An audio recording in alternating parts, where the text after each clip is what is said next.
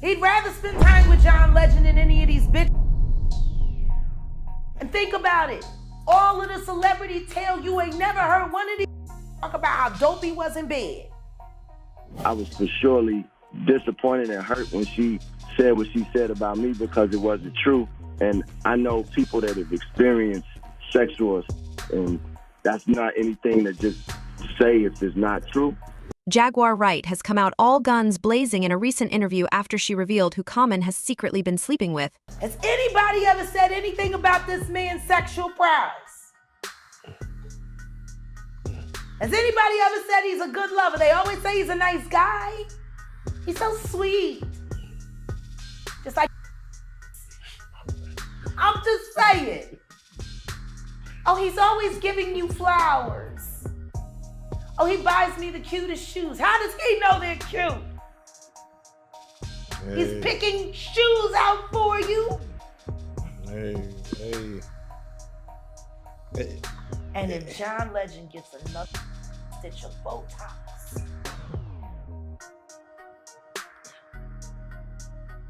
straight men don't worry about these things. Straight men ain't getting and ab implants and chin implants and getting fake dimples cut into their face. Men don't give no about this shit. I was just talking about this the other day in my live. She seems pretty intent on telling the public that Common is gay and has been sleeping with John Legend. The thing is, Jaguar and Common actually have a lot of history, as she's previously also talked about some awful things he did. Goddamn Common. Next thing I know, we go to bed. He like, oh, come on, Jack. No, I'm tired. I was on the stage all night. I want to lay down. I'm gonna lay down in the bed. I lay down with my clothes on. You know what I mean? I'm a rape survivor. I know how to buy myself a little time. You know what I mean? Just in case I try to get out of hand, you gotta pull my pants down. By the time you get my pants down, I promise you, I'm hooking off in your jaw. That's how I grew up. That's how I grew up. The next thing I wake up this morning, I feel something poking in my face and right? And it's just poking in my face, and I'm what the and I'm like, and I open my mouth, just trying to stick his in my mouth while I'm asleep. Lonnie Lynn, Rashid, Common, whatever the you want to call yourself. That's why I stopped with him. Because if you gonna try to stick your in my mouth while I'm asleep, there ain't nothing you won't do. I don't even know why he running around here, parading around here with all these public relationships that don't never seem to last. When the last time he actually had a real? You was with Serena, that didn't work out. You was with whoever and whoever. You always got, whoever's hot dating you, but that don't last long. He ain't been right since Lauryn Hill left him anyway. Then he got with Erica after him. He hated my ex-husband for I don't know how long. No matter where we bumped into each other, he wouldn't even look my ex-husband in the face. He would talk to everybody totally real. Let's keep it a being real. This is piping hot, girl. With Erica, and then Erica was jealous of me. That song "Booty" on that second album, that was about me. She made that at Black Lily in New York. But I also just understand that she may be going through some things that I don't understand. Very well said, Common. So I don't even know what you say to that. I'm just sending love, light, and positive energy to everybody, and I want everybody to heal. Period. So that whole experience, like you said, that's some deep thing. Rape, that's deep. You know what I'm saying? I'm tell you something right now. It's common. It is that's common. Crazy. That's crazy. So how are these people able to keep going on with the career? What do you mean? Doing these heinous crimes. What do you mean? Like, I'm just saying. You ain't never had a boy that did a whole bunch of dirt and you let him make it? You telling me that never happened? You never had somebody in your life who was dirty, who did dirt, and you let him make it? I see what you're saying, but think about that on a corporate level. Right.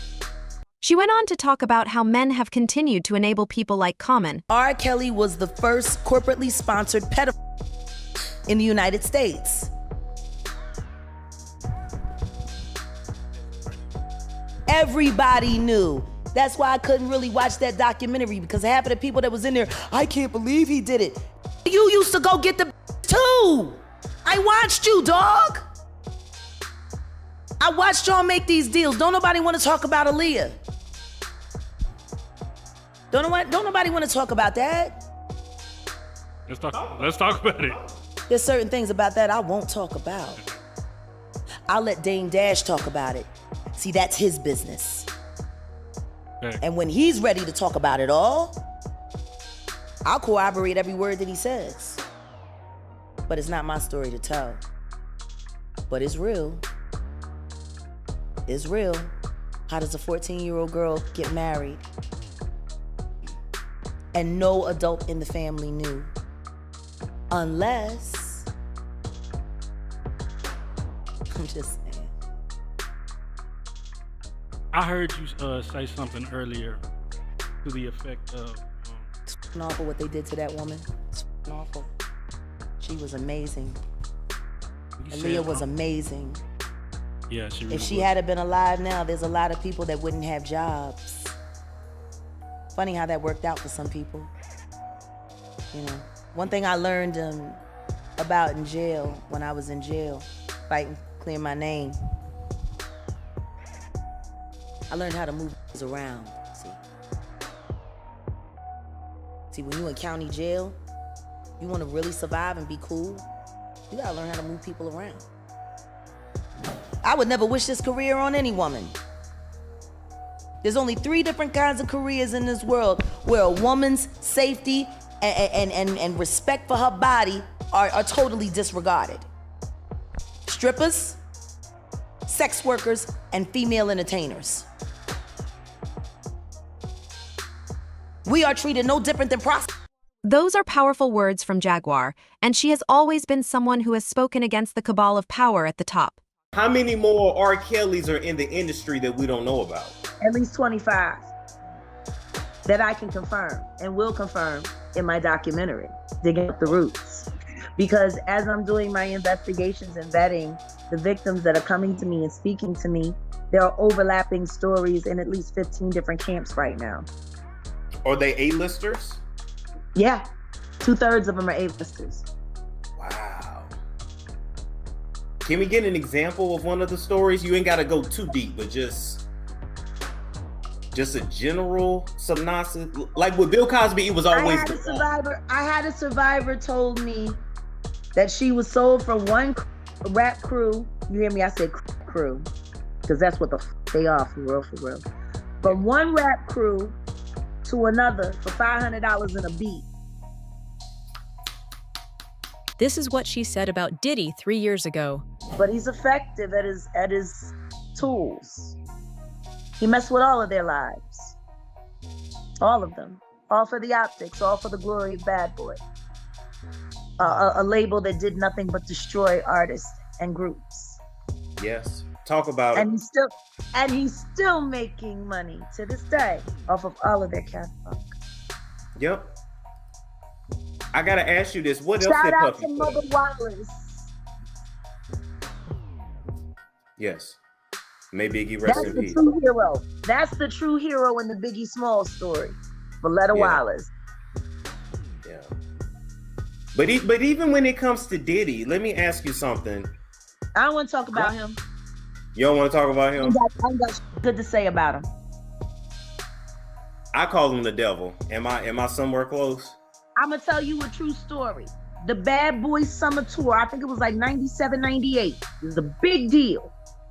Everybody was on the roster. They came to Philadelphia. Back then, it was called the First Union Center before it became the Wachovia Center, before it came the Wells Fargo Center. Okay. That goes to show you how long I've been doing this. So we were sitting backstage and another label executive was standing next to me. And this was when Puff was doing the whole gospel moment in the middle of, we the shit.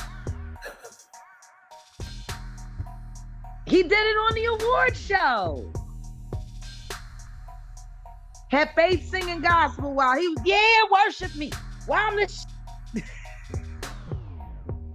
But a record executive said to me, if this place go up in flames right now, the only motherfucker that will survive is that. He said he a shepherd for the devil. He treats his women worse. Did you see anything in particular? I've seen things. I've seen videotapes. What's on these videotapes?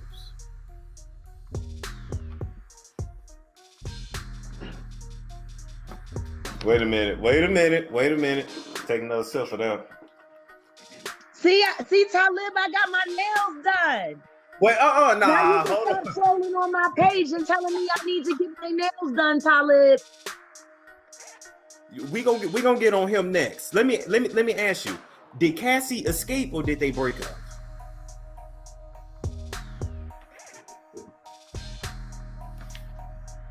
I would say ask Kim Porter, but she's gone. How did he get that casket so quick for Kim?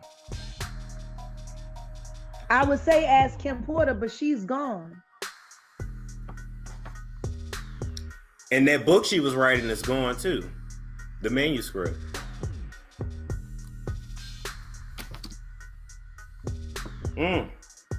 Oh my! And this glow in the dark. It glows in the dark. Okay. His bodyguard shut up real fast too. Sure did. You know the biggest problem that I got with Puff, for real? So, With honeycombs, that's what I call them, honeycomb. Long before singer and music producer Cassie accused Diddy of rape and physical assault, Jaguar Wright had already made some bold and shocking allegations against the music mogul. In 2022, during an interview with Realify Productions, Jaguar shared some eye-opening insights into the music industry. She specifically suggested that Diddy might have been involved in the deaths of some Uptown Records employees. I was thinking to myself the other day, Uptown Records started with 5 people. Andre Harrell, I'll Be Sure, Heavy D, and Puffy. And Kim was the longest working employee because she was there from the very beginning. She was Andre's personal assistant. Kim's dead. Heavy D is dead. Andre Harrell is dead. The only 2 left are Puffy and Al almost died. Isn't that interesting? That is interesting. Heavy D was found dead, face down in the heart attack. Andre Harrell, heart attack. Kim died from pneumonia, but there's the first coroner's report that said that she died. It was ruled a homicide, and they found toxins in her body to prove that she had been poisoned. You know, they have poisons that create heart attack and pneumonia-like symptoms. And then right after that, Al had a meeting, and I was gonna meet up with him because we were in Vegas, and then the next thing you know, you wanna know what they all had in common though? The survivors and the late of Uptown Records, they were all writing tell-all books. Andre was writing a book right before he died. Heavy D was working on a book before he died. Kim Porter was working on a book before she died. And Al B. Sure was working on the documentary of his life. And then he goes into a coma. Has Puffy ever been in a coma? Has anything happened to him? He must be the luckiest mother, because it seems like everybody that worked at Uptown Records from the very beginning, gone. Just him. I guess Al disappointed you. You know, I speak for a reason. When you see this bullshit ass motherfucking game with people that you love, that you like, you know, there's too many coincidences. Too many. You honeycomb. Oh. Stamp it. We gonna get you and your little dog too. Mm. And congratulations, young Miami. Run as fast as Cassie did. Jaguar went on to note that both the deceased and surviving Uptown Records employees shared something in common. They were all writing tell-all books. She also called several of the allegations against Diddy very early. Has anybody asked themselves about that? I mean, yeah, I'm sure a lot of people are asking about what's going on with it. Yeah, a lot of people are looking at it as like that's the way the new relationship should work. What, to get paid? Yeah, she was getting $500K a month. She quit because he dropped her down. Yeah, I think that's where they're at with it now. No, but understand this. Think about this. And there are women in this room. Why would you quit? What the is going on that 250,000 ain't enough? Ladies? Like the fact that he, I'm just saying, the fact that he cut from 500 to 200, who the gives a 200K, who 250K, who turning down 250K a month? What the is going on in that relationship that 250K ain't enough? Could see some things. That ain't worth 250K. That's gotta be some dark. Like, people are not understanding that girl quit 250K. 4 million every quarter. Well, I'm sorry, $1 million every quarter. Now she was getting 2 million a quarter, but then she got, you know, who got going on that's so deep that it ain't worth $1 million a quarter.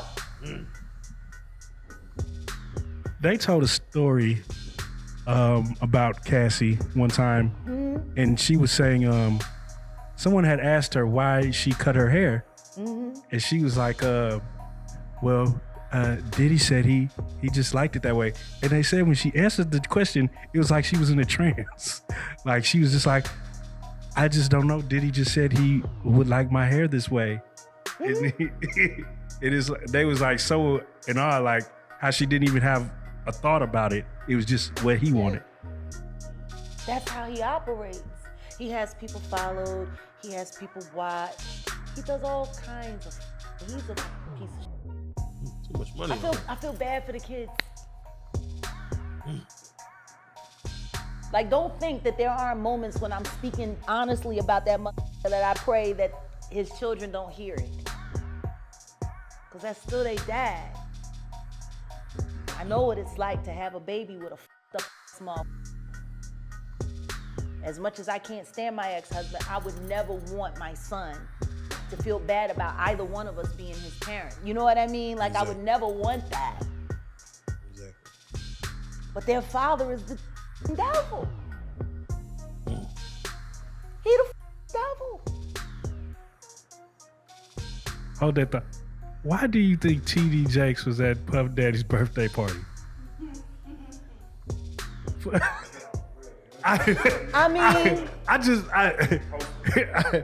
You know, do you remember when Bernie Mac played the minister in Friday? Yes. That's how I feel about T.D. Jakes. Like, that's how I see. Oh, Miss Parker, come to pray.